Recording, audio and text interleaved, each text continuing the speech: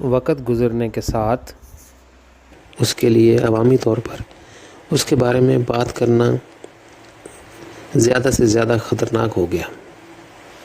آخرکار وہ صرف اپنے چند پیروکاروں سے چھپ کر بات کرتا تھا۔ ہمارے دور میں بھی لوگ ہر سال ان کے اعزاز میں میلہ لگاتے ہیں۔ 1 لاکھ سے زیادہ لوگ اکٹھے ہوتے ہیں، چاہے وہ ہندو ہوں، مسلمان ہوں یا دوسرے مذاہب سے تعلق رکھتے ہوں، کیونکہ اس کی تعلیمات محبت پر مبنی تھیں اور خدا سے ملنے کے لیے کسی شرط کی ضرورت نہیں تھی۔ جب میں اس سے روحانی دنیا میں ایک بہت ہی اونچی جنت پر ملا تو اس نے مجھے کہا، میں نے اپنے 40 سالوں کے دوران خدا کے انتظار میں سب سے زیادہ جو سیکھا وہ یہ ہے کہ بری روح انسان نے خدا کے ساتھ رہنے کا اپنی زندگی کا گہرا مقصد پورا نہیں کیا۔ جب میں نے اسے الوداع کہنا چاہا تو اس نے مجھے اپنی باہوں میں لے لیا اور بہت سے آنسو بہائے۔ آخرکار اس نے کہا، انتظار کرو۔ جب میں اس جنت میں آیا تو مجھے خدا کی طرف سے سب سے خوبصورت تحفہ ملا۔ میں آپ کو یہ دینا چاہتا ہوں تاکہ آپ جان لیں کہ میری گہری اور دلی محبت آپ کے ساتھ ہے۔ ہم ایک ساتھ اٹھ کر اس کے محل کی طرف گئے جس میں سے کرسٹل کی طرح چمکتی ہوئی ایک رنگین ندی بہتی تھی۔ جب ہم اس کے محل میں داخل ہوئے تو میں نے دیکھا کہ اس ندی سے محبت کے پانی نے نہ صرف مزید روشنی بخشی بلکہ محبت کی تحریک بھی دی۔ اس ولی نے مجھ سے کہا، میرے پاس جنتوں میں بہت سے محل ہیں لیکن یہ بہت خاص ہے کیونکہ خدا وقتاً فوقتاً یہاں آتا ہے۔ اب سے یہ محل تمہاری ذات سے تعلق رکھتا ہے۔ میں نے جواب دیا، میں یہ تحفہ نہیں لے سکتا جو تمہارے لیے خاص ہے۔ اس نے جواب دیا، اگر تم مجھ سے محبت کرتے ہو تو تمہیں انکار نہیں کرنا چاہیے۔ تو میں نے اس سے کہا، میں اسے لے لوں گا لیکن تمہیں مجھ سے وعدہ کرنا ہوگا کہ تم مسلسل اس محل کا دورہ کرو گے کیونکہ خدا یہاں تم سے ملنے آتا ہے۔ اس نے جواب دیا، اگلی بار جب خدا مجھ سے ملاقات کرے گا میں اسے بتاؤں گا کہ تمہارے ساتھ ملنا اور ایسا خاص وقت بانٹنا میری خوش قسمتی تھی۔ اس کی کہانی مجھے نبی یعقوب کی یاد دلاتی ہے۔ اپنے ابتدائی مشن کی زندگی میں خدا کی منشا کا مشن حاصل کرنے کے بعد یعقوب نے اپنے بیٹے یوسف کو کھو دیا۔ 17 سال تک اس سے ملاقات نہ ہو سکی۔ اس وقت یعقوب ایک ٹوٹے ہوئے دل اور انتہائی دکھی حالت میں تھا کہ وہ توجہ نہیں دے سکتا تھا اور خدا کی منشا کے لیے کوشش نہیں کر پاتا تھا۔ اس نے اپنے بیٹے کو اس قدر شدت سے یاد کیا کہ وہ تقریباً برداشت نہیں کر سکتا تھا۔ ہر وقت وہ ترستا رہتا تھا کہ ایک دن اسے دوبارہ دیکھوں۔ 17 سال بعد جب وہ ایک قبرستان سے گزر رہا تھا اس نے خدا سے کہا، کم از کم تو مجھے اتنا بتا سکتے ہو کہ یوسف زندہ ہے یا مر گیا۔ اگر وہ زندہ ہے تو میں مسلسل امید رکھ سکتا ہوں کہ میں ایک دن اس سے ملوں گا، لیکن اگر وہ مر گیا ہے تو میں اپنی امید چھوڑ دوں گا اور اس وقت تک انتظار کروں گا جب تک کہ میں اسے روحانی دنیا میں نہیں ملوں گا۔ اس کی نماز کے بعد ایک فرشتہ نمودار ہوا۔ اس نے پوچھا کہ میں تمہارے لیے کیا کر سکتا ہوں؟ یعقوب نے کہا، میں جاننا چاہتا ہوں کہ میرا بیٹا زندہ ہے یا مر چکا ہے۔ فرشتے نے جواب دیا، یہاں ٹھہرو، میں اس قبرستان میں داخل ہو جاؤں گا اور اس کے بعد میں تمہیں بتاؤں گا کہ آیا وہ زندہ ہے یا مر گیا۔ تمہارے بیٹے کا نام کیا ہے؟ یوسف، یعقوب نے کہا۔ فرشتہ قبرستان میں داخل ہوا اور تھوڑی دیر بعد واپس آیا اور یعقوب سے کہا کہ میں نے سارا قبرستان چیک کیا، ہزاروں سالوں سے لوگ یہاں مرتے اور دفن ہوتے رہے ہیں۔ یعقوب سنو، ایک نبی کے طور پر ہم نے تمہیں خدا کی منشا کے لیے مشن دیا ہے کہ وہ اپنے بچوں کو اپنا گھر تلاش کرنے میں مدد کریں۔ تو نے صرف ایک یوسف کو کھویا ہے، لیکن خدا نے بے شمار یوسف کو کھو دیا اور وہ اب تک کبھی واپس نہیں آئے۔ پھر بھی تو ایک یوسف کے لیے اتنا ٹوٹا ہوا ہے کہ تو مسلسل خدا کی منشا کو نہیں لے سکتا۔ کیا تم تصور کر سکتے ہو کہ بنی نوع انسان کی پوری تاریخ میں خدا نے کیسا محسوس کیا ہے؟ اس کا کوئی بھی بچہ گھر واپس نہیں آیا، لیکن وہ سب ان گنت تاریک جہانوں میں درد اور تکلیف میں رہتے ہیں۔ یہ کہانی روحانی ترقی کے تیسرے مرحلے کے لیے ایک اچھی مثال ہے۔ اگر کوئی تیسرے مرحلے تک پہنچ جائے تو اسے نہ صرف جنتوں پر ابدی خوشی ملے گی بلکہ خدا کے ٹوٹے ہوئے دل اور لامتناہی دکھ بھی ملیں گے، کیونکہ خدا ٹوٹے ہوئے دل کا خدا ہے۔ اس نے محبت کے مقصد کے لیے بے شمار مخلوقات تخلیق کیں، لیکن ان میں سے بہت سی مخلوقات خود کو خدا سے ہم آہنگ کیے بغیر آزادانہ طور پر موجود نظر آتی ہیں۔ ان کے محدود اور خود غرض مقاصد ہیں، کیونکہ وہ اپنے خالق کو بھول چکے ہیں۔ روحانی ترقی کا تیسرا مرحلہ نسبتاً تکمیل کا مرحلہ ہے۔ تیسرے مرحلے پر خدا وقتاً فوقتاً ایسی ارواح سے ملتا ہے۔ وہ لاتعداد تخلیقات اور جنتوں کے لیے کھڑکیاں کھول کر ابدی زندگی میں ان کے لیے بہت بڑا احسان کرتا ہے۔ خدا انہیں مشاہدہ اور تجربہ کرنے دیتا ہے کہ کس طرح مختلف نوعیت کی مخلوقات اس کی طرف بڑھ رہے ہیں۔ یہ سچے محب اور خدا کے متلاشی ان نئی تخلیقات میں داخل ہونے اور ان کا مشاہدہ کرنے سے لطف اندوز ہوتے ہیں۔ وہ ان جہانوں کے عجائبات سے بے آواز ہو جاتے ہیں۔ وہ اپنے علم اور نمو کو بڑھانے کے لیے مختلف تخلیقات کے ساتھ لین دین کا رشتہ بھی رکھتے ہیں۔ خدا کا سچا محب جب جنتوں میں سفر کرتا ہے تو خدا کی محبت میں نہایت گہرا صوفیانہ ہو جاتا ہے۔ راز یہ ہے کہ زیادہ تر ایسا روحانی وجود ایسا کچھ نہیں پاتا کہ جس کی وہ انتہائی گہرائی سے خواہش کرے۔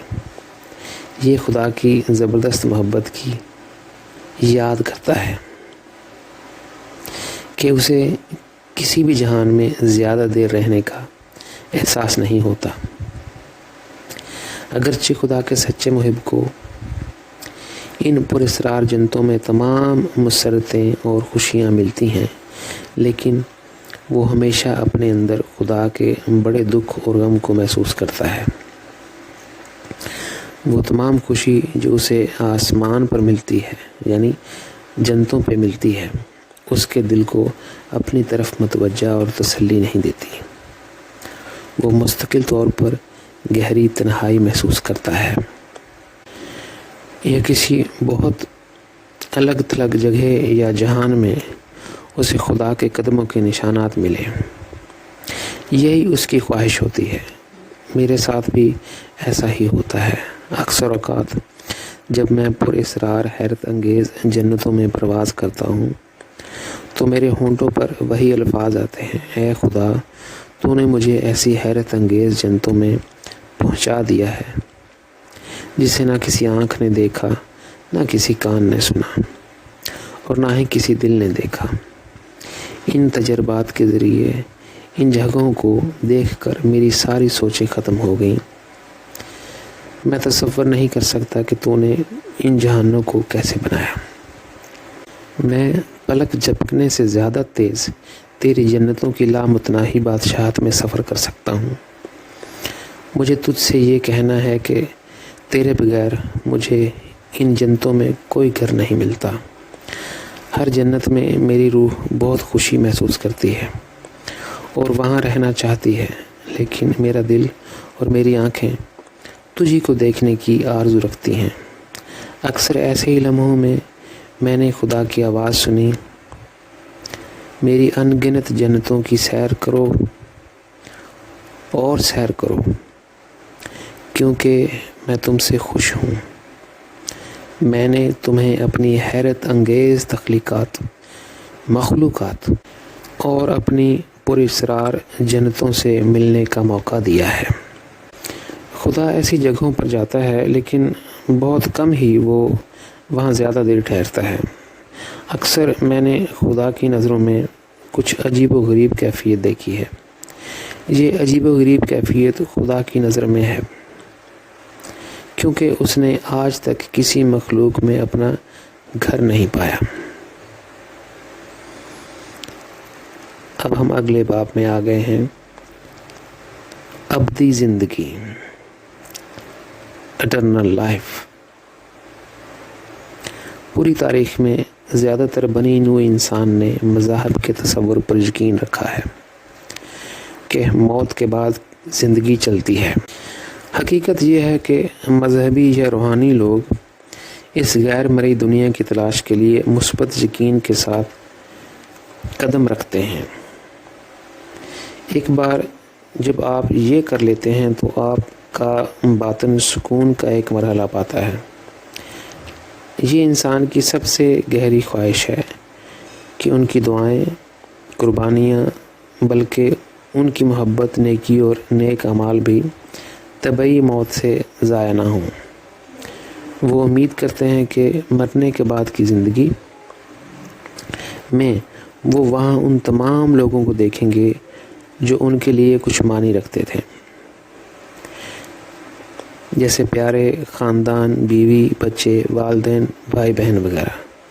مگر دوسری طرف سیکولر یا ملحد معاشرہ موت کے بعد کی زندگی کے تصور کا انکار کرتا ہے، لیکن اس کے پاس اس کا کوئی ثبوت یا وجہ نہیں ہے۔ وہ کیسے اس بات کا یقین کر سکتے ہیں کہ وہ غلط نقش قدم پر چلتے رہیں اور لوگوں کی اکثریت کے عقیدے کو ایک افسانہ کہہ کر رد کر دیں؟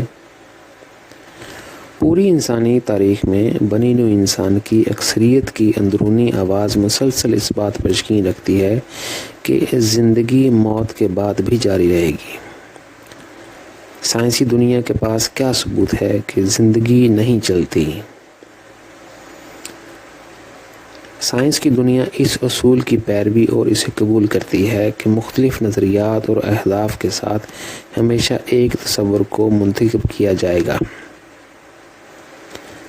جسے آسانی اور کڑی محنت کے بعد حاصل کیا جا سکتا ہے۔ انسان کم سے کم مزاحمت کا راستہ اختیار کرتا ہے اور وہ راستہ چنتا ہے جس کی وضاحت آسان، فطری اور منطقی انداز میں کی جاتی ہے۔ اگلا باب، سائنس کا روحانی زندگی کے لیے رد۔ Sciences rejection of spiritual life.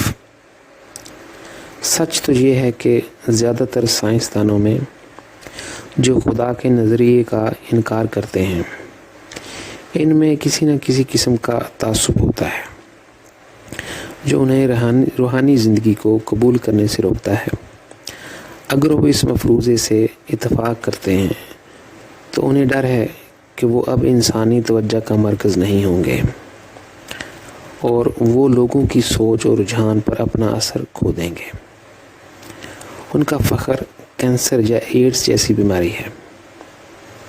اس کی ابتدا ابلیس سے ہوتی ہے اور پوری انسانی تاریخ میں بنی نوع انسان کے ذریعے پھیلتی ہے۔ ایک طویل عرصہ گزر گیا، لیکن ابھی تک اس بیماری کا کوئی علاج یا دوا نہیں ہے۔ اصل میں پہلے سے اس بیماری کے لیے ایک علاج ہے اور یہ روحانی دوا ہے۔ یہ خدا اور روحانی زندگی کی طرف عاجز اور مثبت ہونے پر مشتمل ہے۔ یہ دوا استعمال کرنے میں اتنی آسان ہے کہ لوگوں کا پیچیدہ متعصب ذہن اسے آسانی سے قبول نہیں کر سکتا۔ جب تک انسانی جذبات اور باطنی محبت متحد نہیں ہوں گے اور جب تک لوگ سچے دل سے خدا سے دائمی زندگی کے جوابات مانگنے اور دعا کرنے سے انکار کرتے رہیں گے، روحانی دنیا کی کھڑکی ان کے لیے نہیں کھلے گی اور وہ اسی کشمکش اور بیماری میں مر جائیں گے۔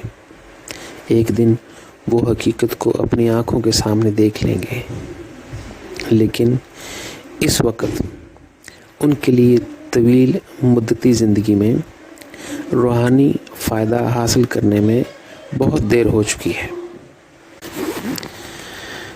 ان کی تنگ نظری اور ان کے تعصبات ایک ناقابل تسخیر دیوار کی مانند ہیں جو ماؤنٹ ایورسٹ سے بلند ہے۔ اس صورت میں وہ اپنی روحانی زندگی اور روح کو نقصان پہنچاتے ہیں، جو مسلسل انتہائی تکلیف دہ حالات میں جیتے رہیں گے۔ 80 سائنسدانوں کو میرا روحانی challenge. My spiritual challenge to 80 scientists۔ میں صرف ایک مصنف نہیں ہوں جو صرف یہ بات لکھ رہا ہوں، میں 40 سائنسدانوں کو ان کے تعصبات، تنگ نظری کے فیصلے اور ابدی زندگی کے وجود میں یقین کرنے سے انکار کے ساتھ چیلنج کروں گا۔ میں 40 دوسرے سائنسدانوں کے ساتھ بھی ایسا ہی کرتا ہوں جو پر امید اور مثبت ہیں، جو میرے روحانی مشاہدات اور تجربات پر یقین رکھتے ہیں اور جو اس بات پر یقین رکھتے ہیں کہ موت کے بعد زندگی چلتی ہے۔ وہ 80 سائنسدانوں پر مشتمل 2 گروپوں کو اپنے سیمینار سینٹر میں مدعو کرتا ہوں۔ وہاں وہ ایک دوسرے سے الگ بیٹھ سکتے ہیں، ایک گروہ میرے بائیں طرف اور دوسرا میرے دائیں طرف۔ اگر مثبت گروہ خدا سے دعا کرے کہ وہ ان کے لیے ایک کھڑکی کھول دے تاکہ وہ روحانی مظاہر کا مشاہدہ کر سکیں، تو میں ان کے سر پر ہاتھ رکھ کر ان کے لیے دعا کروں گا۔ ان 40 مثبت سوچ رکھنے والے سائنسدانوں میں سے بہت سے لوگ روحانی حقیقت کو اپنی آنکھوں سے دیکھیں گے۔ منفی سوچ رکھنے والے سائنسدانوں کے لیے تھوڑی دیر کے لیے روحانی مشاہدات کی کھڑکی بھی کھلے گی، کیونکہ حق تعالیٰ میری دعا سنتا ہے اور اپنے دل کے خاموش ترین لمحات میں مجھ سے محبت کرتا ہے۔ یہ میرا چیلنج ہے، یا جب تک میں زندہ ہوں اسے سائنسدانوں کی صفوں کے لیے ایک پیشکش کہنا بہتر ہے۔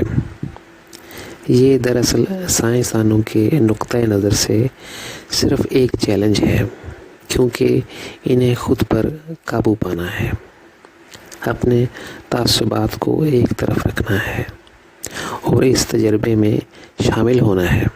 میری طرف سے یہ ایک پیشکش ہے، سائنسی اشرافیہ کو روحانی دنیا کا مشاہدہ کرنے کی دعوت، حالانکہ انہوں نے ابھی تک اس کی کوئی روحانی بنیاد نہیں رکھی ہے۔ سخت الفاظ میں یہ امکان خدا کی طرف سے ان کے بچوں کے لیے ایک تحفہ ہے جو بہت پہلے اس سے منہ موڑ چکے ہیں۔ میں نہیں جانتا یہ کتاب کب معلوم ہوگی اور لوگوں کو خدا کے بہت گہرے انکشافات سے آگاہی حاصل کرنے کی ترغیب ملے گی۔ یہ حصہ بنی نوع انسان کی ذمہ داری کا حصہ ہے۔ پوری انسانی تاریخ میں خدا نے ہمیشہ اپنی ذمہ داری کے 95% حصے کو پورا کیا ہے، لیکن بنی نوع انسان ہمیشہ خدا کی طرف واپس آنے کے لیے اپنی ذمہ داری کے 5% حصے کو پورا کرنے میں ناکام رہا۔ اس کا مطلب ہے خدا کے ساتھ گہرا اور جذباتی تعلق اور اس کے ساتھ محبت میں بسنے کے لیے اسے تلاش کرنا۔ سائنس کی ترقی اور بڑھنا بہت سست رفتار کے ساتھ جاری رہے گا جب تک کہ سائنسدان روحانی زندگی کے بارے میں مثبت انداز میں نہیں سوچتے اور خدا کا قرب محسوس نہیں کرتے۔ دوسری طرف فرشتے اور دیگر مخلوقات انسانوں کی ظاہری اور باطنی مدد کرنے کے لیے تیار ہیں، لیکن انہیں زمین پر خدا کی طرف مرکوز روحانی بنیادوں کی ضرورت ہے۔ میں ایک بار اور کہوں، خدا پر مرکوز صحیح بنیاد کیا ہے؟ دل محبت اور خدا کے لیے بنایا گیا ہے، نہ کہ انبیاء، نجات دہندگان، خود غرض اور آپس کی تیری میری والی محبت کی خاطر۔ سب سے پہلے ہمیں خدا کی محبت کے ساتھ گہرا تعلق رکھنا ہوگا، جو حقیقی امن، حقیقی آزادی اور خوشی کے تمام نظریات شروع ہونے سے پہلے ہر طرح کی محبت کا سرچشمہ ہے۔ یہ وہ صحیح ترتیب یا پل ہے جو بنی نوع انسان کی پوری تاریخ میں غائب تھا۔ اس بنیاد کو قائم کرنے کے بعد ہی ہم زمین پر قلب اور روح کو مرکوز خدا کی بادشاہت قائم کر سکتے ہیں۔ ہمیں اپنی ہڈیوں میں یہ احساس کرنا ہوگا کہ زندگی کا مقصد اپنے خالق کے ساتھ صوفیانہ ماحول میں رہنا ہے۔ زیادہ تر بنی نوع انسان میری بات سے متفق نہیں ہوں گے، لیکن وقت بتائے گا کہ ابدی زندگی میں ہمیشہ کے لیے خوش رہنے کے لیے یہی واحد اہم چیلنج ہے۔ اس کائنات میں دیگر تخلیقات اپنی سائنسی علوم میں نمایاں ہیں۔ وہ ہمیں ایسی سائنسی ٹیکنالوجی سکھا سکتے ہیں اور دے سکتے ہیں جو ہم 1000 یا 1,00,000 سالوں میں بھی دریافت نہیں کر سکتے۔ تاہم خدا کے ساتھ جذباتی محبت کی بنیاد ان کی زندگی میں غائب ہے۔ ایسی تخلیقات ہمیشہ ان ارواح کی تلاش میں رہتی ہیں جن میں محبت کی روشنی ہو۔ ان کی روح میں خدا کی طرف سے وہ اپنے جہانوں میں VIP کے طور پر ایسی ارواح کا خیر مقدم کرتے ہیں، کیونکہ وہ اپنے دل میں خدا کے ساتھ عمودی محبت کا رشتہ قائم کرنا چاہتے ہیں۔ مثال کے طور پر فرشتہ تخلیق سائنس کے میدان میں اور ہر قسم کے علم میں انتہائی ذہین ہیں۔ وہ ان شعبوں میں تقریباً کمال کو پہنچ چکے ہیں۔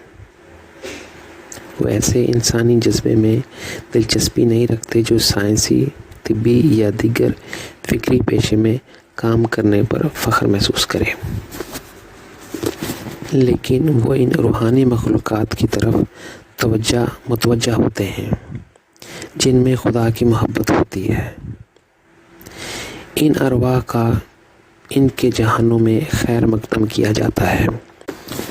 فرشتوں کو روحانی علم کی بڑی سمجھ ہوتی ہے، لیکن دل کے معاملات کا ادراک ان کے لیے مشکل ہے، لہٰذا وہ صرف ان ارواح میں دلچسپی رکھتے ہیں جو خدا کی محبت میں پروان چڑھی ہیں۔ وہ اپنے جہانوں میں فرشتوں کی مدد کر سکتے ہیں تاکہ وہ محبت کی ایک اور سطح پر زندہ ہو جائیں۔ یہی وجہ ہے کہ ارواح جن کی خدا کی محبت کے ساتھ گہری جذباتی بنیاد ہے، ابدی زندگی میں ہر قسم کی خوش قسمتی حاصل کرتی ہے اور ہر بلندی یا ان کا استقبال کیا جاتا ہے۔ وہ ارواح جو ظاہری علم میں پروان چڑھتی ہیں اور ترقی کرتی ہیں لیکن خدا کی محبت سے کوئی تعلق نہیں رکھتی، وہ روحانی زندگی میں اپنی قدر کھو دیتی ہیں۔ اس معاملے میں زمین پر وہ لوگ جو خالصتاً ظاہری، سائنسی، طبی یا سیکولر دنیا میں رہتے ہیں اور خدا کی طرف سے منہ موڑتے ہیں، وہ ایک بہترین مثال ہیں۔ یہاں تک کہ مذہبی دنیا میں براہ راست خدا سے نہیں بلکہ ان کے پیغمبروں اور نجات دہندگان سے جڑی ہوئی ہے۔ ہماری زندگی میں ہم بہت سے عظیم مفکرین اور اسکالرز کو دیکھ اور مل سکتے ہیں جو خدا کے خلاف کسی نہ کسی قسم کا تعصب رکھتے ہیں۔ اب ہم نئے باب میں آ گئے ہیں۔ ایک پروفیسر کے ساتھ میری ذاتی گفتگو، my personal conversation with a professor. 4 سال پہلے میں فرینکفرٹ میں گوئٹے یونیورسٹی کے ایک پروفیسر سے ملا۔ ہم نے مذہب اور سائنس کے موضوع پر گفتگو کی۔ میری معلومات کے مطابق میں نے اس پروفیسر کو سمجھایا کہ خدا کو جاننے کے لیے ہمیں اپنی دنیا سے باہر دیکھنے کی ضرورت ہے۔ ہمارے جسم میں ایسے لاتعداد پیچیدہ نظام ہیں جو کسی خالق کی رہنمائی کے بغیر کبھی وجود میں نہیں آ سکتے تھے۔ میں نے کیمرے کی مثال سے اپنا نقطہ نظر بیان کرنے کی کوشش کی۔ میں نے اس سے کہا کہ ایک کیمرہ ایجاد کرو، اس میں بہت تحقیقات اور بہت محنت کی ضرورت ہے۔ اب ہر وہ ذہن جو صحیح طریقے سے سوچ سکتا ہے وہ یہ نہیں کہے گا کہ اسے کسی نادان آدمی نے اتفاقاً دریافت کر لیا ہے۔ پھر یہ کیسے ہو سکتا ہے کہ ہماری آنکھیں، جن میں ایک ہی وقت میں بہت سارے پیچیدہ عمل ہوتے ہیں لیکن بالکل مربوط ہیں، اتفاقاً پیدا ہوتی ہیں اور اتنی درست طریقے سے کام کرتی ہیں کہ ہمارے دماغ میں 1 سیکنڈ کے ایک حصے میں تصاویر نمودار ہوتی ہیں۔ پھر ہمارے کانوں کا کیا ہوگا؟ یہ لفظ کے صحیح معنوں میں ایک انتہائی پیچیدہ عمل ہے۔ اس سے پہلے کہ ہم کچھ بھی سن سکیں اور مختلف لہجوں کے درمیان فرق کو بھی سمجھ سکیں، یہ دونوں نظام اتفاق سے کیسے وجود میں آ سکتے ہیں؟ یہاں تک کہ سائنسدان سماعت، دیکھنے، اعصابی نظام یا دماغ کے شعبوں میں مسلسل نئی دریافتیں کر رہے ہیں۔ ماہرین کے بغیر ہم یہ نہیں سمجھ سکتے کہ ہمارا باقی جسم کیسے کام کرتا ہے۔ ایسے لوگوں کو یونیورسٹی میں پڑھنا پڑتا ہے۔ وہ اپنی زندگی میں مسلسل سیکھ رہے ہیں، یہاں تک کہ بطور پروفیسر وہ صرف اپنی زندگی بھر کے تجربات کے ذریعے اپنے علم اور مہارت کو مستحکم کرتے ہیں۔ اگرچہ لوگ مسلسل تحقیق اور مطالعہ کر رہے ہیں، سائنسی میدان میں ترقی ایک کبھی نہ ختم ہونے والی کہانی کی طرح لگتا ہے۔ طبی میدان میں یہاں تک کہ پروفیسرز صرف انسانی جسم کے مختلف شعبوں میں مہارت رکھتے ہیں۔ اس کے علاوہ ہمارے انسانی جسم کے عمل اور کام کے بارے میں نئے علم کی دریافتوں کی کوئی انتہا نہیں ہے۔ یہ کیسے ہو سکتا ہے کہ اتنا پیچیدہ اعصابی نظام اتفاقاً وجود میں آ جائے؟ یہ اس ہستی کے منصوبے سے وجود میں آیا ہے جسے ہم خدا کہتے ہیں۔ اس کے پاس ایک تصور تھا جسے وہ زندگی بنا کر عملی جامہ پہنا رہا تھا۔ ایک بیوقوف بھی نہیں کہے گا کہ پانی کا گلاس زمین پر پھینکو اور اس سے ایک نئی دنیا بناؤ۔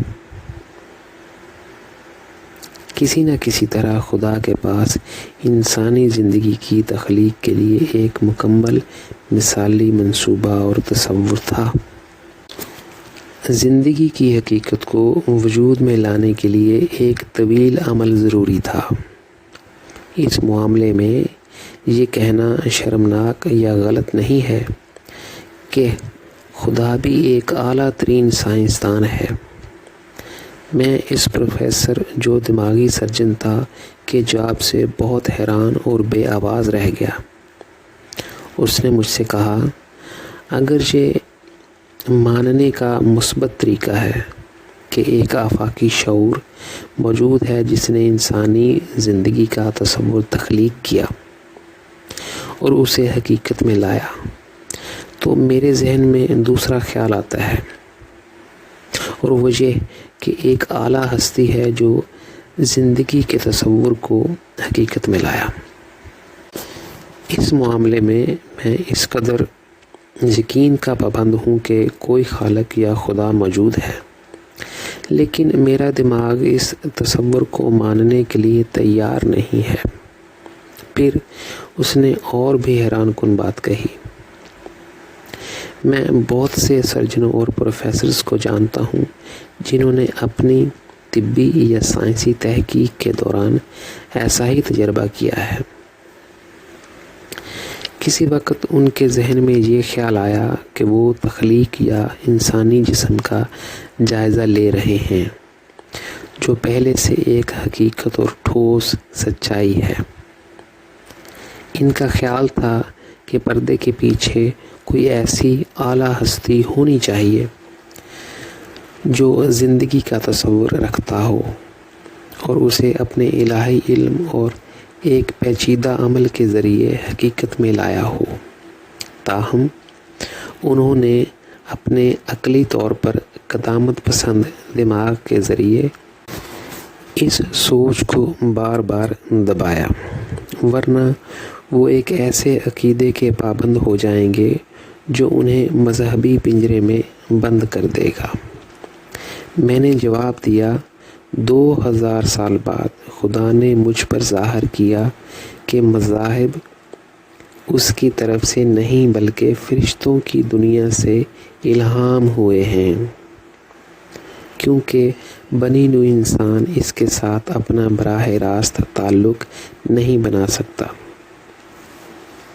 انسان اپنی اصل فطرت کھو بیٹھا ہے اور اس میں گری ہوئی فطرت پیدا ہو گئی۔ یہ خدا کو دور کرتا ہے اور لوگوں کو اس کے ساتھ آباد ہونے سے روکتا ہے۔ حقیقی معنوں میں بنی نوع انسان اپنا گھر کھو بیٹھا اور فرشتوں اور گرے ہوئے فرشتوں کے درمیان میدان جنگ میں آبجیکٹ بن گیا۔ اس جنگ اور ان تمام تنازعات میں مذاہب کو لفظی طور پر ہنگامی ہتھیاروں کے طور پر زمین سے باہر کر دیا گیا۔ ان کا مقصد انسانیت کو اس کی اصل فطرت کو بحال کرنے میں مدد کرنا ہے تاکہ خدا کی طرف جاری رکھا جا سکے۔ مذہبی دنیا میں زیادہ تر ہمیں مختلف عقائد، بہت سی عبادات کی شرط، اصول، قوانین اور اچھے خیالات ملتے ہیں۔ یہ سب فرشتوں کی دنیا سے آئے ہیں، کیونکہ فرشتے سختی سے ایک خاص نظام اور اصول کی پیروی کرتے ہیں۔ تاہم جب کوئی جنتوں پر خدا کے براہ راست تسلط میں آتا ہے تو الہی روحانی مخلوق حقیقت کو جانتی ہے اور اس کا ادراک کرتی ہے۔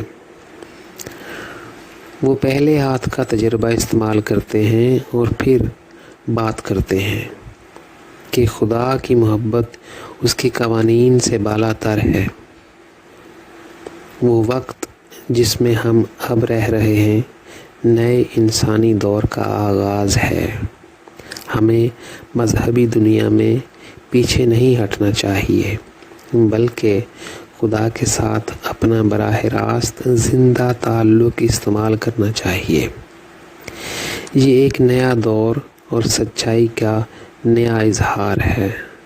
پروفیسر نے جواب دیا، یہ ایک طویل سفر ہے۔ میں نے کہا، ہاں، یہ ایک طویل سفر ہے، لیکن آپ راتوں رات پروفیسر بھی نہیں بن جاتے۔ خدا کے ساتھ براہ راست تعلق استوار کرنے کا سفر ہمیں خوش کر سکتا ہے اور ہمیں اپنی پوری ابدی زندگی کے لیے فائدہ پہنچا سکتا ہے۔ اگر آپ موت کے بعد کی زندگی میں صرف دماغی سرجن کے طور پر اختتام پذیر ہوتے ہیں تو فرشتہ جہانوں اور دیگر اعلیٰ جہانوں کو آپ کی کوئی ضرورت نہیں ہوگی۔ ان کی ترقی اور علم آپ کے مقابلے میں ملین یا ٹریلین گنا زیادہ ہے۔ اس معاملے میں ہر ایک کا فیصلہ کیا جائے گا، کیونکہ اس نے اپنی زندگی گزاری، یہاں تک کہ اس کا اپنا روحانی عقیدہ بھی فائدے نہیں لائے گا، کیونکہ خدا نے اس میں کبھی جگہ نہیں پائی۔ لہٰذا آخر میں آپ اچھے جہانوں میں نہیں رہیں گے، کیونکہ فرشتے بہت سخت اور تنقیدی ہیں۔ وہ اعمال کا فیصلہ کرتے ہیں اور اپنے قانون اور نظام کے مطابق مطلق فیصلے کرتے ہیں۔ ان میں کوئی ہمدردی نہیں ہے اور وہ انسانی ارواح کے لیے کوئی احساس نہیں کرتے۔ پروفیسر نے جواب دیا، ابھی تو آپ نے مجھے بے آواز بنا دیا ہے، لیکن میرے دماغ میں بہت سے نازک سوالات ہیں، کیونکہ میں روحانیت کی حقیقت کا مشاہدہ اور تجربہ نہیں کر سکتا۔ میں نے اس سے کہا، آپ دماغ کے سرجن ہیں، لیکن آپ نے دماغ نہیں بنایا، لیکن زیادہ سے زیادہ آپ اس میں ہونے والے عمل کا مطالعہ کرتے ہیں اور یہ کہ وہ کیسے کام کرتے ہیں۔ اگر آپ اپنی زندگی میں روحانی عمل اور روحانی سفر کی پیروی کرنے سے انکار کرتے ہیں تو آپ روحانی زندگی کی حقیقت کو اس وقت تک نہیں دیکھ پائیں گے جب تک کہ آپ مر نہیں جائیں گے۔ پھر آپ اپنے لیے روحانی ماحول کو تبدیل نہیں کر سکتے۔ حیرت کی بات ہے کہ آپ نے بھی اپنی روحانی زندگی کو اس حقیقت کے مطابق تیار نہیں کیا جس کا سامنا آپ کو 30 یا 40 سال بعد روحانی دنیا میں کرنا پڑے گا۔ پروفیسر نے اپنی گھڑی کی طرف دیکھا اور کہا، مجھے جانا ہے، یقیناً ہم کسی اور وقت ملیں گے۔ اب ہم اگلے باب میں آ گئے ہیں۔ انسانی دماغ روحانی تجربات کے لیے غلط آلہ۔ The human mind, the wrong tool for the spiritual experiences۔ اس کے بعد میں نے اپنے آپ سے پوچھا کہ لوگوں کے دماغوں میں اتنا بڑا تعصب کیوں ہے جو انہیں روحانی زندگی اور خدا کے لیے کھولنے سے روکتا ہے؟ جواب آسان ہے، انسانی ابدی زندگی کے لیے غلط آلہ استعمال کر رہے ہیں۔ ان غیر مرئی کھڑکیوں کو کھولنے کے لیے دماغ صحیح آلہ اور چابی نہیں ہے۔ روحانی زندگی دل، مثبت سوچ، آرزو، سچائی، محبت اور خدا کے ساتھ اتحاد میں بسنے کی زندگی ہے۔ آپ اس سے جلد اور ہڈیوں کی طرح جڑے ہوئے ہیں۔ خدا انسانوں اور دیگر مخلوقات کے ساتھ زبردست محبت اور صوفیانہ طور پر آباد ہونا چاہتا ہے۔ نہ کہ سائنسی تحقیق میں یا اس لیے کہ کوئی پیشے میں کامل ہے۔ جتنی دیر تک ہم یہ سادہ سچائی نہیں سمجھتے، روحانی حقیقت ہماری زندگی سے ہمیشہ غائب رہے گی۔ جب ہم موت کے بعد روحانی زندگی میں داخل ہوں گے تو ہمیں معلوم ہو جائے گا کہ ہم نے اس اہم مقصد کے لیے موقع گنوا دیا جو ہمیں اب تک فائدہ پہنچا سکتا ہے۔ فرشتہ دنیا اور بہت سی دوسری تخلیقات بہت ساری اچھی سرگرمیاں کر کے اپنے جہانوں میں رہتی ہیں۔ ان کے اچھے اعمال خدا کے ساتھ زندہ تعلق قائم کرنے کا دروازہ کھولنے کی طاقت نہیں رکھتے۔ فرشتے اور انتہائی ترقی یافتہ مخلوق خدا کے ساتھ الہی مشاہدات اور تجربات سے محروم ہیں۔ خدا کی زبردست محبت ہمارے آسمانی والدین کے بارے میں اور تجربات کی چابی ہے۔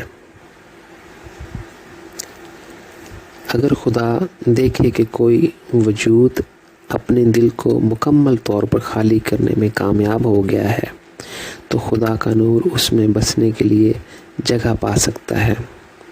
ایسی روح کے لیے یہ خدا کی ایک نعمت ہے، کیونکہ اس کے دل میں خدا کی روشنی کے ساتھ یہ ہمارے آسمانی والدین کے بارے میں الہی مشاہدات اور تجربات کرنے کے قابل ہے۔ یہاں میں ایک مثال دوں گا جو میرے ساتھیوں کے لیے سمجھنا آسان ہے۔ عیسائیت اور بدھ مت میں راہبہ اور راہب اپنی زندگی اپنے عقائد کے لیے وقف کرتے ہیں، عبادت کی مختلف اقسام پر عمل کرتے ہیں اور بہت سے اچھے خیالات رکھتے ہیں جو اچھے اعمال کی طرف لے جاتے ہیں۔ کم و بیش وہ روحانی اندھے ہیں۔ ایسا کیوں ہے؟ آئیے عیسیٰ کی زندگی کی طرف واپس چلتے ہیں۔ ایک موقع پر عیسیٰ نے کہا، یوحنا باب نمبر 3 آیت نمبر 12، میں نے تم سے دنیاوی چیزوں کے بارے میں بات کی ہے، تم یقین نہیں کرتے۔ اگر میں تمہیں آسمانی چیزیں کہوں تو تم کیسے یقین کرو گے؟ عیسیٰ نے اپنے پیروکاروں کے ساتھ بہت سی آسمانی چیزیں شیئر نہیں کیں۔ اگر وہ اپنے روحانی مشاہدات اور تجربات بیان کرتا تو یہ ان کے لیے روحانی مشاہدات اور تجربات کی کلید ہوتی۔ اگر وہ ان کو اور اپنے الہی علم بانٹ دیتا تو راہباؤں اور راہبوں کو بھی خدا سے ملنے کا موقع ملتا۔ اب وہ اپنی زندگی صرف چرچ کے لیے وقف کر رہے ہیں اور اچھے کام کر رہے ہیں، لیکن ان کی روحانی ترقی روک دی گئی ہے اور وہ مزید ترقی نہیں کر سکتے۔ ایسا کیوں ہے؟ علم الہی حاصل کرنا خدا کا عمل ہے اور اعمال صالح انسانوں اور دیگر مخلوقات کے اعمال ہیں۔ اپنے روحانی تجربات سے مجھے معلوم ہوا کہ ایک بار جب آپ کا دل خدا کے ساتھ ایک زندہ رشتہ تلاش کرنے کے لیے جل جائے گا تو آپ کی روحانی نشوونما کے دروازے کھل جائیں گے۔ نیک اعمال کے بغیر یا صرف چند نیکیوں کے ساتھ بھی انسان کو علم الہی حاصل ہوتا رہے گا۔ اپنے روحانی مشاہدات سے میں جانتا ہوں کہ روحانی زندگی میں بھی اچھی ارواح کا زوال ہو سکتا ہے، تاہم روحانی مخلوقات اپنے دل و جان سے خدا کی محبت سے جڑے ہوئے ہیں۔ روحانی زندگی میں کوئی زوال نہیں آ سکتا۔ خدا کے حیرت انگیز فضل سے ارواح اس کی محبت میں پورے اسرار اور صوفیانہ جنتوں میں مسلسل بڑھ سکتی ہیں اور زندگی کا دنیاوی تصور ختم ہو جائے گا۔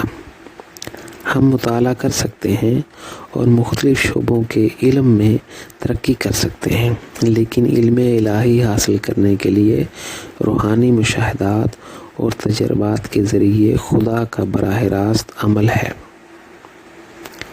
یہ سیکھنے کا کوئی طریقہ نہیں ہے۔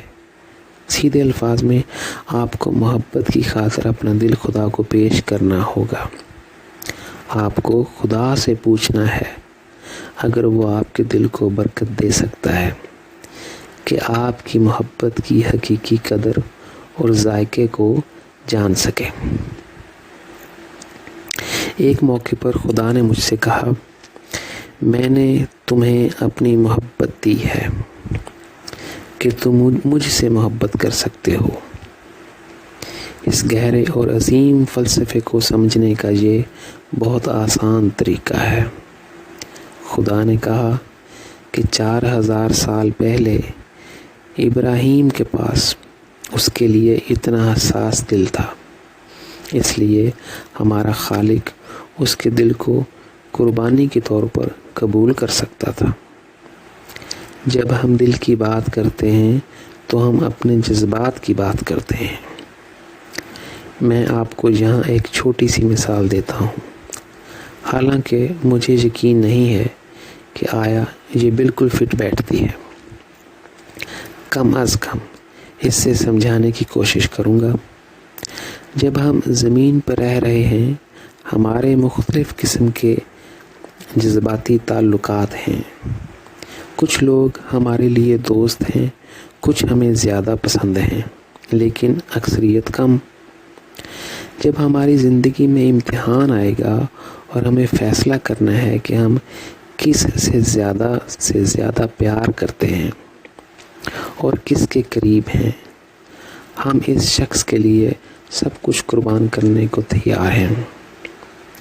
ہم اس شخص کے لیے اپنی جان دینے کو بھی تیار ہیں۔ میں نے دریافت کیا کہ سب سے گہرا رشتہ ایک بچے کے لیے والدین کی محبت ہے۔ زیادہ تر والدین اپنے بچوں سے اتنی محبت کرتے ہیں کہ وہ اپنے بچوں کو بچانے کے لیے اپنی جان کا نذرانہ پیش کر سکتے ہیں۔ اسی لیے خدا اپنی تمام مخلوقات سے میرے لیے والدین کے مقام پر کھڑا ہے۔ اس نے اپنی توانائی کا ہر اونس اور اپنی ساری محبت اپنی تخلیق اور بچوں میں لگا دی۔ لاپتہ نقطہ یہ ہے کہ مختلف تخلیقات اور انسان اپنے سب سے پیارے آسمانی والدین کو پیار واپس دینا بھول گئے ہیں۔ میں خدا کو اپنا سب سے پیارا آسمانی والدین کیوں کہتا ہوں؟ خدا نے محبت اور زندگی کو جنم دیا۔ ہمارے آسمانی والدین کے بغیر محبت اور زندگی نہیں ہوگی۔ اس لیے میں خدا کو محبت کا اصل ذریعہ کہتا ہوں، جہاں مکمل تکمیل ابدی زندگی میں ہوتی ہے۔ جو اس ذریعے سے پیے گا، جو اس چشمے سے پیے گا، وہ کبھی پیاسا نہیں ہوگا۔ جو اس چشمے سے کھائے گا، وہ کبھی بھوکا نہیں رہے گا۔ حقیقی آزادی، امن اور لازوال محبت کی ابتدا خدا سے ہوئی۔ سائنسدان اور عظیم مفکرین جو زیادہ تر خدا سے ناقابل تسخیر دوری محسوس کرتے ہیں، اکثر یہ بھول جاتے ہیں کہ ہم اس تخلیق کے نتائج ہیں اور کسی بھی طرح خالق نہیں ہیں۔ جب وہ اس حقیقت کو جانتے ہیں، تب بھی یہ انہیں اپنی ذہانت کا استعمال کرتے ہوئے اپنے دماغ سے زیادہ نتیجہ یعنی اس تخلیق کی تحقیق کرنے سے نہیں روکتا۔ ایسا شاذ و نادر ہی ہوا ہے کہ انہوں نے صحیح آلہ استعمال کیا ہو، اپنے دل کو اصل وجہ خدا کو جاننے کی کوشش کی ہو۔ اس کی اندرونی کشمکش اور فاصلے سائنسدانوں اور عظیم مفکرین کو انسانی دنیا میں اپنا عظیم کردار ادا کرنے کی اجازت نہیں دیتے۔ اگر وہ ایسا کرتے تو ہم بہت پہلے مثالی ماحول اور مثالی دنیا میں رہ چکے ہوتے۔ ایسے ہی سوچتے ہوئے میں جنگل میں اکیلا بیٹھا تھا کہ اچانک آسمان کھلا اور خدا کا نور سیدھا نیچے آ گیا۔ جس لمحے روشنی مجھے گھیر رہی تھی، میں نے وہ پرانی دنیا دیکھی جس میں اب ہم رہ رہے ہیں ختم ہوتی جا رہی تھی اور نئی دنیا جنتوں سے نکل رہی تھی۔ پرانی دنیا ختم ہوئی تو میں نے ایک چھوٹا سا درد، مصیبت اور بدقسمتی سے بھرا ہوا نور دیکھا۔ جب یہ دنیا چلی گئی تو انسان اس طرح رو رہے تھے کہ میرا دل ٹوٹ رہا تھا۔ خدا کے نور نے مجھ سے کہا، اس دنیا کو مت دیکھو، اوپر کی طرف دیکھو۔ وہ دنیا جب تمہاری طرف آ رہی ہے۔ نئی دنیا ایک کرسٹل کی طرح چمک رہی تھی۔ نئی دنیا کو دیکھ کر میں نے اپنے دل میں ایک گہرا سکون محسوس کیا۔ میری روح اور میرا دل نمایاں طور پر ٹھیک ہو گیا تھا۔ میں نے دیکھا کہ مستقبل میں بنی نوع انسان خدا کے نور سے معمور تھی۔ نئی دنیا جرمنی میں ہوائی جہاز کی طرح اتری اور پہلا شہر جس نے نعمت حاصل کی وہ فرینکفرٹ تھا۔ میں نے دیکھا کہ روشنی اس شہر کے آسمان پر سے گزر رہی ہے۔ وہاں سے یہ پورے جرمنی میں چلا گیا، پھر یورپ اور آخرکار باقی دنیا روشنی سے جگمگا رہی تھی۔ مجھے یاد آیا کہ تقریباً 40 سال پہلے میں فرینکفرٹ میں کئی سالوں بے گھر رہا تھا۔ گرمیوں میں میں زیادہ تر باہر دریا کے کنارے رہتا تھا۔ خدا کے طریقے پر اسرار ہیں اور ہمارے ذہن سے نہیں سمجھے جا سکتے۔ تاہم میں نے نئی دنیا میں ایسے سائنسدان دیکھے جو دن کی روشنی میں فرشتوں سے رابطہ کر رہے تھے۔ فرشتوں نے ان سے ایسا سائنسی علم نازل کیا، ان پر ایسا سائنسی علم نازل کیا جس کے ذریعے وہ بڑی دریافتیں کر سکتے تھے۔ دنیا کے تمام لوگوں کے پاس کھانے کے لیے کافی سے زیادہ تھا اور وہ آرام سے زندگی گزار سکتے تھے۔ اس زندگی میں سب کے چہرے سچی خوشی سے مسکرا رہے تھے۔ جب میں نئی دنیا میں چہل قدمی کر رہا تھا تو مجھے بہت اچھا احساس ہوا۔ محبت کی خوشبو نے سب کو ایک دوسرے کے لیے اتنا حساس بنا دیا تھا۔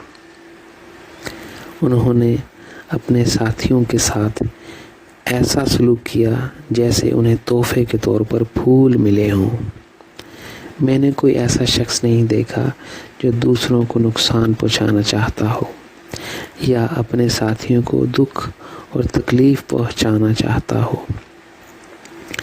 ہر انسان کی آنکھیں محبت سے لبریز تھیں اور ایک دوسرے سے کہنے لگیں، اگر تمہیں میری مدد کی ضرورت ہو تو مجھے بتانا، میں تمہارے لیے جو کچھ بھی کر سکتا ہوں وہ تمہیں اور خدا کو خوش کرنے کے لیے میرے لیے بڑی تکمیل لائے گا۔ ہم خدا کا ایک خاندان ہیں اور ہم محبت میں ایک ہیں۔ میں اس دنیا میں گھومتا رہا اور ہر طرف دیکھا۔ مجھے احساس ہوا کہ پرانی دنیا اندھیری رات کی طرح گزر گئی۔ نئی دنیا بہار کی ایک صبح کی مانند تھی جو ٹوٹ کر خدا کی خوشبو پھیلتی ہے۔ جہاں خدا کی خوشبو ٹوٹ کر پھیلتی ہے مجھے بہت صوفیانہ محسوس ہوا اور روشن تھا۔ میں نے جھک کر زمین کو چوما جبکہ میری آنکھوں سے آنسو جاری تھے۔ میں نے زمین سے کہا، ایک طویل عرصے سے تم دکھ اور تکلیف سے گزری ہو۔ تم رو رہی تھی کہ کوئی تمہیں آزاد کر دے۔ اب تم مبارک ہو کیونکہ خدا کے سچے بیٹے اور بیٹیاں تم پر چل رہے ہیں۔ تم پھر کبھی وہ تاریک وقت نہیں دیکھو گی جس میں لوگ تمہارے ایک دوسرے اور خدا کے لیے خود غرض ہوں گے۔ اس لمحے ایک ہاتھ میرے کندھے کو چھو کر بولا، کھڑے ہو جاؤ۔ تم ہی ہو جس نے میرے اور انسانوں کے درمیان دروازہ کھولا۔ میں نے دیکھا اور خدا کی روشنی کو فرینک فٹ کے دریا کے کنارے پر اترتا ہوا پایا۔ آخر کار خدا کا نور اس درخت پر آیا جہاں میں جنگل میں بیٹھا تھا۔ یہ وہی جگہ تھی جہاں میں نے پہلی بار خدا کو دیکھا تھا، اور اسی وقت مجھے اپنے اصل کام کے لیے پہلی وحی موصول ہوئی تھی۔ خدا اپنے آپ کو بنی نوع انسان کے سامنے ایک مرئی خدا کے طور پر ظاہر کرتا ہے۔ میں نے دیکھا کہ خدا اور بہت سے فرشتے کیسے اتر رہے ہیں۔ چند منٹوں کے لیے وہ اس جگہ پر خاموشی سے کھڑے رہے اور میں دیکھ رہا تھا کہ مجھے مستقبل میں یہیں دفن کیا جائے گا۔ خدا کی آنکھوں میں آنسو تھے اور وہ خاموشی سے تھوڑی دیر کے لیے اس درخت کی طرف دیکھ رہا تھا۔ اس نے اس سے پہلے کہ اس نے کہا، تم نے میرے اور میرے بچوں کے درمیان محبت کی کہانی مکمل کی۔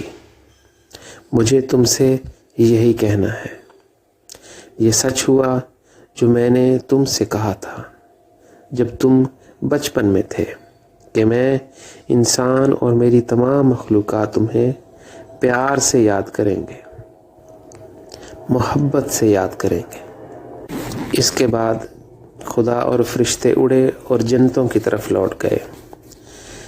نئی دنیا میں کوئی بھی ماضی کے بارے میں بات نہیں کرنا چاہتا کیونکہ یہ بہت تاریک اور اسے یاد کرنے کے لیے تکلیف دہ تھا۔ نئی دنیا میں خدا نے اپنے بیٹے اور بیٹیوں سے کہا، اندھیری دنیا اور انسانوں کو بھول جاؤ جنہوں نے ایک دوسرے کو درد دیا۔ نئی دنیا میں خدا کے بیٹے بیٹیاں بہت خوش تھے۔ ان کی خوشی کا تعلق سائنسی ٹیکنالوجی سے نہیں تھا بلکہ اس کی جڑیں بہت گہری اور خدا سے جڑی ہوئی تھیں، کیونکہ خدا کا نور اس دنیا میں موجود تھا۔ عام طور پر میں نے خواب دیکھنے کے بعد کبھی کسی کے لیے کوئی بری خواہش نہیں کی، لیکن مستقبل کے اس ویژن کی بنیاد پر میں چاہتا تھا کہ وہ تمام لوگ جو خدا کا انکار کرتے ہیں اس پرانی تاریک وقت کے ساتھ اپنے تھیلے باندھ کر ہمیشہ کے لیے غائب ہو جائیں۔ میرے نزدیک اس میں خاص طور پر وہ تمام سائنسدان شامل ہیں جو خدا کے خلاف اپنی دوری اور اپنے تعصبات پر قابو نہیں پا سکتے، بالکل اسی طرح جیسے سیکولر معاشرہ جسے اپنی دنیاوی سرگرمیوں اور ایمان پر فخر ہے، اور آخری لیکن کم از کم وہ تمام لوگ جو پیٹھ پھیرتے ہیں خدا پر اور اپنے ساتھیوں کے لیے بہت زیادہ تکلیف اور درد کا باعث بنے۔ مجھے ایسے لوگوں اور دنیا کو دوبارہ دیکھنے کی کوئی خواہش نہیں ہے۔ میرے دل کو ایسے لوگوں کی مدد کی فریاد نے ہرگز نہیں چھوا جنہوں نے ایک زمین پر خدا کے بچوں کے لیے ایک طویل عرصے تک تکلیف کا دردناک وقت تخلیق کیا ہے۔ میرے لوگوں پر صرف چند الفاظ آئے، کتنے لالچی، مغرور، خود غرض اور بیوقوف ہیں یہ لوگ۔